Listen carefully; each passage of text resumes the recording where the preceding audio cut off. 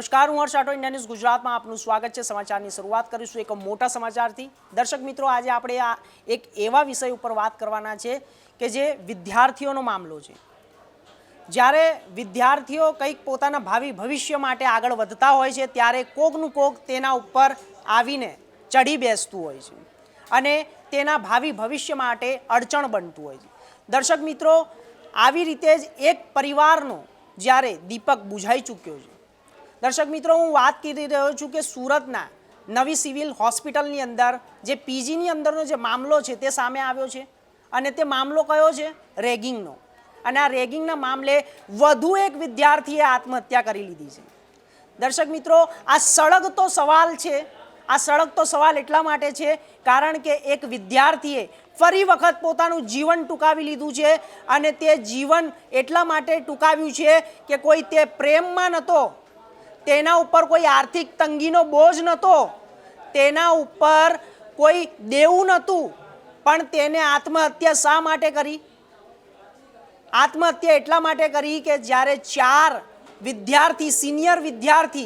ચાર senior doctor વિદ્યાર્થીઓએ તેના ઉપર રેગિંગ કર્યું અને રેગિંગ કર્યા બાદ તેને લાગી આવ્યું અને લાગી આવ્યા બાદ તેને પોતાનું જીવન ટૂંકાવી લીધું।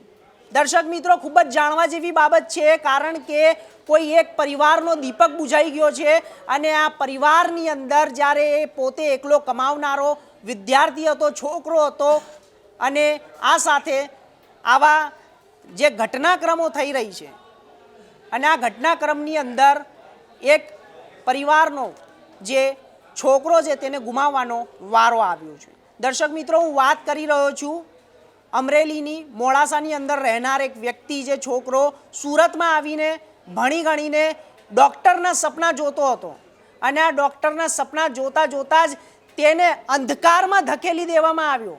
અને શા માટે? તેના ઉપર કોઈ આર્થિક બોજ નહોતો કે કોઈ દેવું નહોતું કે ના તે કોઈ પ્રેમમાં હતો કે ના તેનું કોઈ મહિલા મિત્ર સાથે કોઈ એવા કનેક્શન હતા, પરંતુ તે જીવન તેને ટૂંકાવ્યું ખાલી ને ખાલી માત્ર રેગિંગથી। તો આ રેગિંગ એક શ્રાપ છે। તો આવો શ્રાપ જેને લાગે છે તે પોતે પોતાનું જીવન ટૂંકાવી દે છે। દર્શક મિત્રો, આજે આપણે આ વિષય ઉપર એટલા માટે વાત કરવાના છે કારણ કે જ્યારે સમાજની અંદરથી આવા કિસ્સાઓ બહાર આવે છે ને, તો આવી લાગણી દુભાય તેવા તો ખરેખર વિચારવા જેવી બાબત છે। દર્શક મિત્રો, આજે એ પરિવાર ઉપર શું વીતતી હશે તે એક વિચારવા જેવી બાબત છે કારણ કે જે છોકરો, ગામડાનો છોકરો જ્યારે શહેરમાં ભણવા જાય છે ત્યાં માત્ર ભણવા જ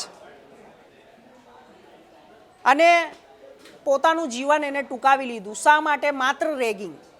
તો દર્શક મિત્રો, આજે આ વિષય એટલા માટે મારે કહેવું પડે છે કે વિદ્યાર્થીઓ આવનારા ભારતનું ભવિષ્ય છે અને આવા ભારતના ભવિષ્ય માટે અમુક વિદ્યાર્થીઓ પોતાનો રોબ જમાવવા માટે, પોતાના જ્યારે અંદાજને વધુ મજબૂત કરવા માટે, પોતાના જ્યારે દાદાગીરી કરવા માટે કોલેજોની અંદર આવા પ્રકારના કામો કરતા હોય છે, કૃત્ય કરતા હોય છે, જેમાં એક સારા વિદ્યાર્થીનો ભોગ બની જાય છે અને તે મૃત્યુ પામે છે અને આખરે તેને છેવટે શું કરવું પડે છે? આપઘાત કરવો પડે છે। સુરતની નવી સિવિલ હોસ્પિટલના બોયઝ પીજીમાંથી 29 વર્ષીય ડૉક્ટર, જે રેસિડેન્ટ ડૉક્ટર હર્ષ પંડ્યાએ ગળે ફાંસો ખાઈ લીધો। કોણ જવાબદાર? સાથે આપઘાતમાં 4 સિનિયરોનો સમાવેશ થાય છે। આ 4 સિનિયરોએ તેને કયા પ્રકારની તેના ઉપર પ્રતાડના કરી હશે જેને આવું પગલું ભરવું પડ્યું? ગળે ફાંસો ખાઈને આત્મહત્યા કરવાનો વારો આવી ગયો। સાથે રેગિંગ 4 સિનિયરોએ કર્યું છે અને 6 મહિના માટે તેમને સસ્પેન્ડ પણ કરવામાં આવ્યા છે, પરંતુ સસ્પેન્ડથી શું કામ ચાલી જશે? આ સળગતો સવાલ એટલા માટે કરી રહ્યો છું કારણ કે આવનારા ભવિષ્યની અંદર પણ આવા કિસ્સાઓ સામે આવશે। હજુ તો આ એક આવ્યો છે, પહેલાં પણ ઘણા અનેક આવી ગયા છે, પરંતુ તેના ઉપર શું કાર્યવાહી થઈ રહી છે? એક પરિવારનો જીવતો જાગતો છોકરો રેગિંગના માટે થઈને આત્મહત્યા કરી લીધી, 29 વર્ષીય। તો આ શું ચિંતાનો વિષય નથી? સુરતની નવી સિવિલ હોસ્પિટલના કેસમાં આ દુઃખદ વળાંક તો છે જ. આ વળાંક અનેક વળાંકોને સાથે લઈને આવે છે.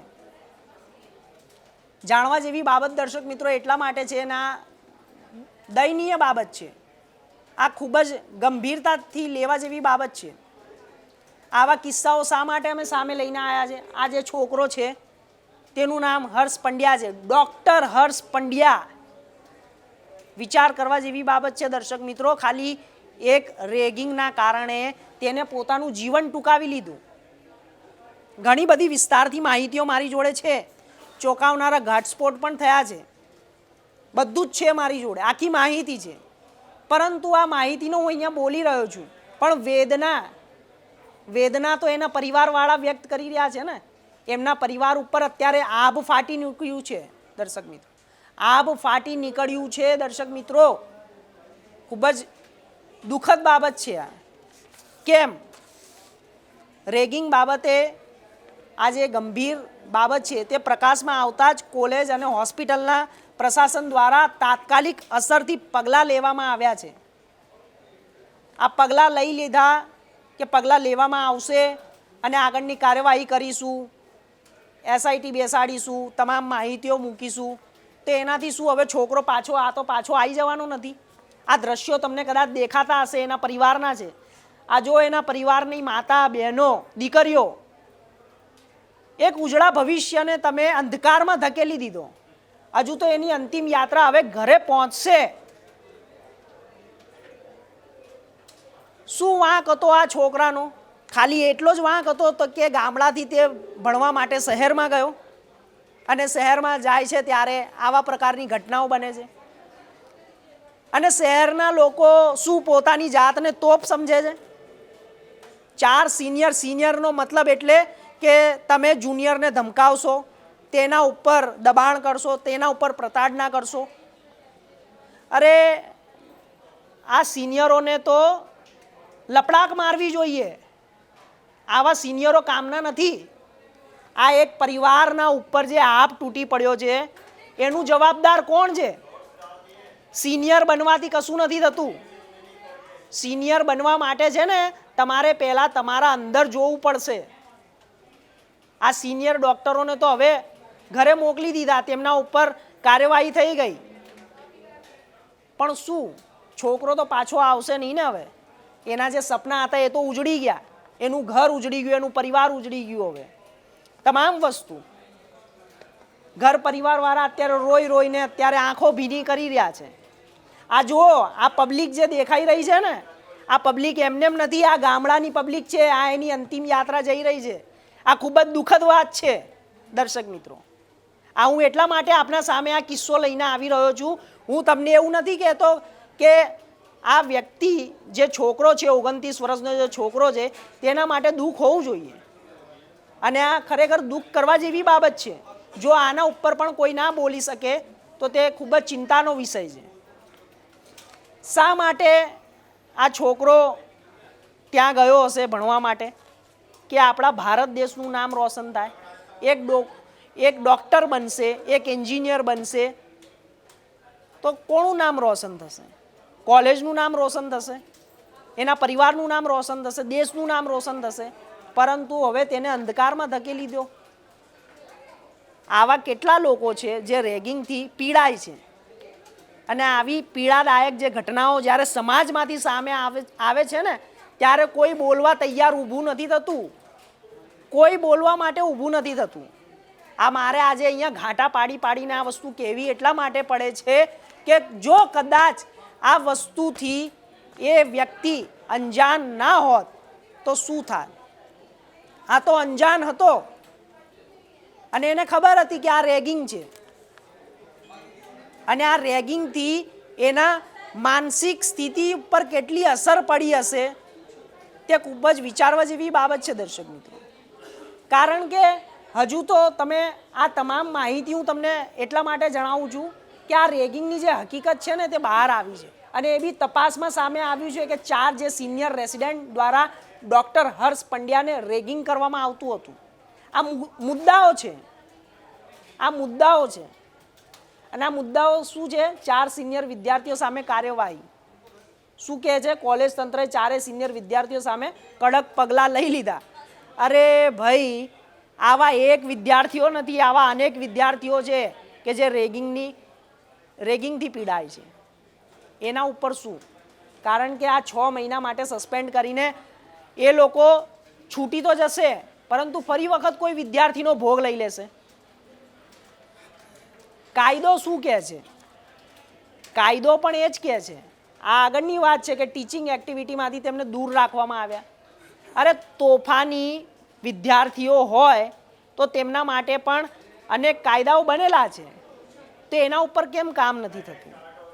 આ ખાલી ટીચિંગથી, સસ્પેન્ડ કરવાથી કે કાર્યવાહી કરવાથી આ વસ્તુ રોકાઈ જવાની છે?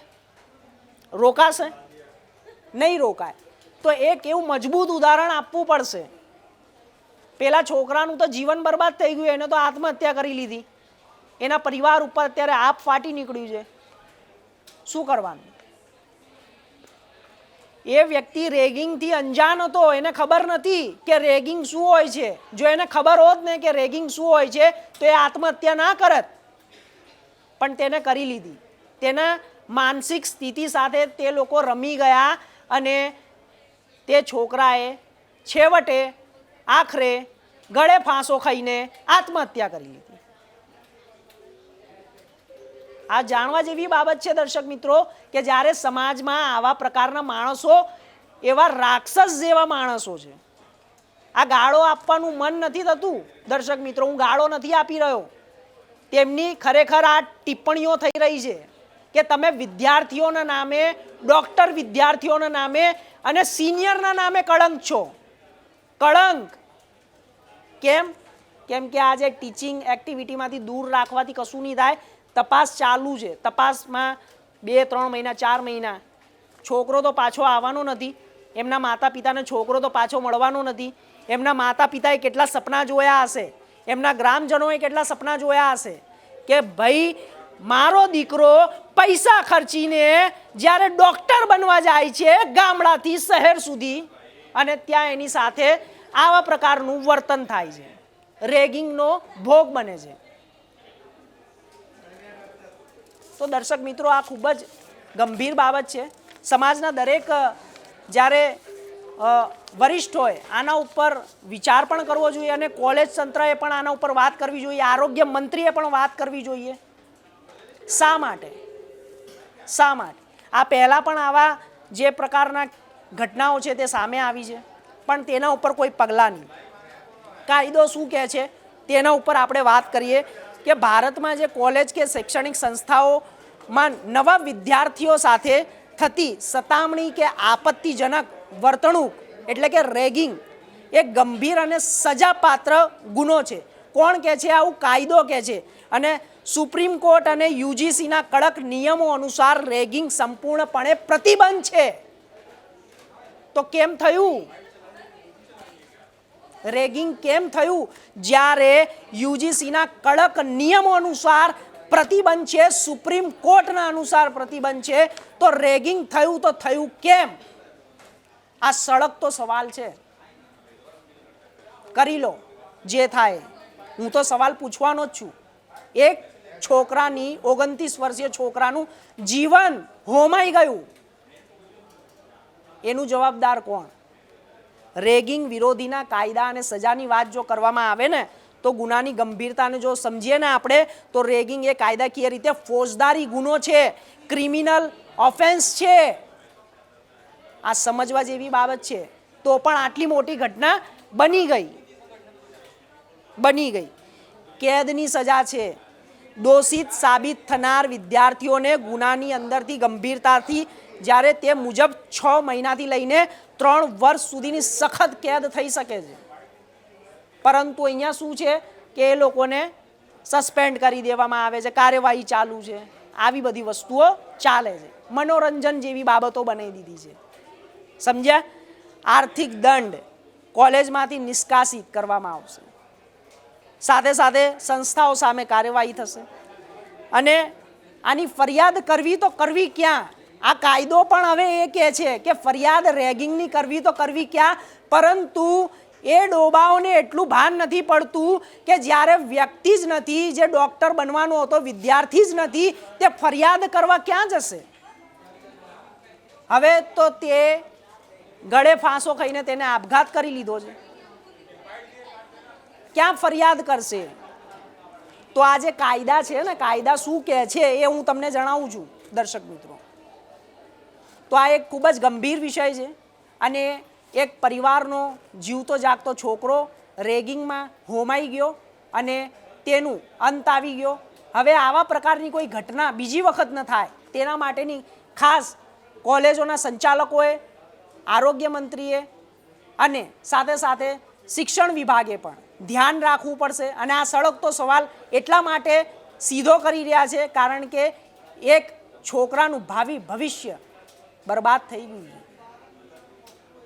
તો હાલ સમાચારોમાં બસ આટલું જ. દેશ દુનિયાના તમામ સમાચાર માટે જોતા રહો ઇન્ડિયા ન્યૂઝ ગુજરાત. નમસ્કાર.